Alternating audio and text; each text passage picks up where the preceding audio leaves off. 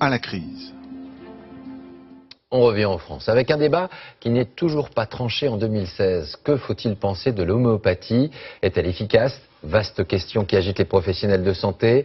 Plus d'un Français sur deux y a recours et certains services de cancérologie lui ont fait une place avec des prescriptions complémentaires. Et cela alors que d'autres estiment toujours qu'il s'agit d'un placebo. José Blanc-Lapierre, Olivier Gardette, David Dameda. Se soigner à l'homéopathie, c'est d'abord avoir une réserve. Alors voilà ma boîte à pharmacie homéopathique. Un tiroir rempli de petits tubes aux noms exotiques. Sanguinaria pour la migraine, pyrogénium, le mal de dents. En ce moment j'ai un petit rhume, donc je prends du dulcamara, de l'apis mellifica. Des granules qui se prennent par 3, plusieurs fois par jour. Voilà. Et de retour dans 1 heure. Et logiquement, d'ici demain matin, ça devrait aller beaucoup mieux. Et ça marche. Ça ferait pas 20 ans que je me soigne comme ça si ça marchait pas. Pour savoir ce que contiennent les granules, nous sommes allés chez le numéro 1 mondial, voir la chaîne de fabrication. Au départ, il s'agit surtout de plantes, parfois sèches, comme le bol d'eau, pour ses bienfaits sur le foie. Mais le plus souvent, elles sont fraîches, conservées dans ces flacons. Des plantes qui macèrent ensuite dans l'alcool pour constituer ce que l'on appelle ici le principe actif. On va donc presser la plante pour récolter le maximum de jus, de principe actif, comme on fait avec le raisin pour le vin. Comment ce jus se retrouve-t-il dans les granules? C'est grâce à la dilution.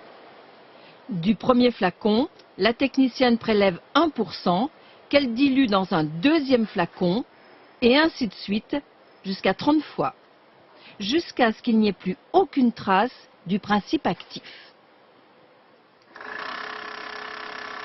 C'est extrêmement dilué, hein, ce sont des dilutions infinitésimales du principe de base au départ. Et c'est ce qui pose question sur l'homéopathie aujourd'hui, puisqu'on ne sait pas comment fonctionnent ces dilutions. Alors, sont-elles efficaces, ces petites billes de sucre imprégnées d'une solution diluée à l'extrême? Aucune étude n'en donne la preuve. Pour ce spécialiste, si ça marche, c'est parce que l'homéopathie est un placebo. À partir du moment où je suis convaincu et que j'arrive à vous convaincre, à ce moment-là, vous allez vous mettre, avec votre incroyable usine qui est dans votre cerveau pharmaceutique, vous allez vous mettre à fabriquer des antalgiques si vous avez mal, des antipyrétiques si vous avez de la fièvre.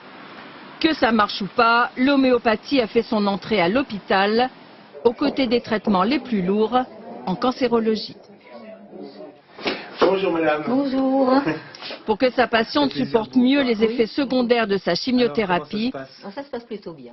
ce médecin homéopathe lui a donné un traitement à base de granules. Elle évite ainsi les nausées et les rougeurs. Ça, je vais le garder. C'est la petite cassette. C'est un peu au long cours, hein, l'homéopathie. C'est pas un truc magique qui agit comme ça d'un seul coup, mais ça va aider. Après sa chimio, Françoise Barret va voir son cancérologue. Ici, les deux médecins travaillent ensemble. Ils sont parmi les premiers en France à faire équipe dans les soins de confort apportés aux malades du cancer.